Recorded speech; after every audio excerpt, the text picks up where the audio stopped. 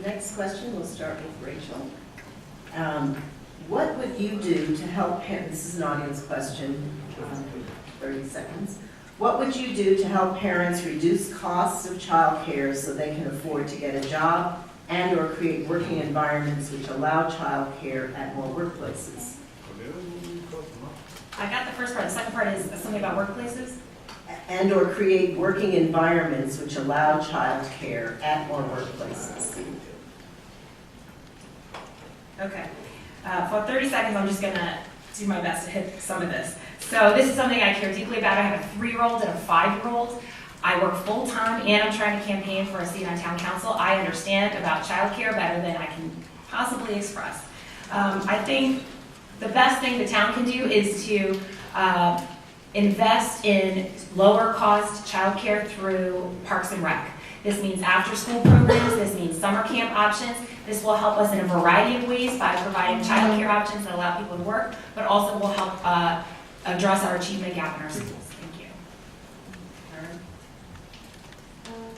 This is a great question. I think partnership is critical, as with so many of the challenges we face. Working closely with the schools and the school board. I know this is some of these conversations already taking place about how we can use school facilities in the summer, for instance. And again, with Parks and Rec for scholarships, for greater access to childcare.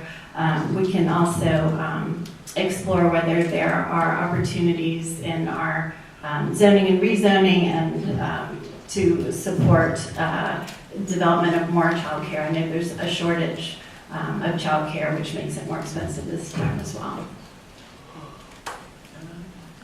When I was a child, my mother had to balance a lot. My father was not around, and she had to rely on her friends to support her in raising me. I know one of the big things that was important for me was to be involved with extracurricular activities. Football team, track. But we also have opportunities within Chapel Hill Town government. We have the teen center, we have the Chapel Hill Youth Council. I would like to see us try to expand those activities so that we can catch the kids after school, give parents enough time to come back and get them. Well, I think that topic is very close to me, because I remember that when I was a graduate student at UNC. I had my first baby, and I had the experience of trying to struggle how I'm going to pay for the daycare and pay the rent and still go to school. So that's something. But on the other hand, and also I'm in the field of child development. So I know that we need to make the investment for early child education.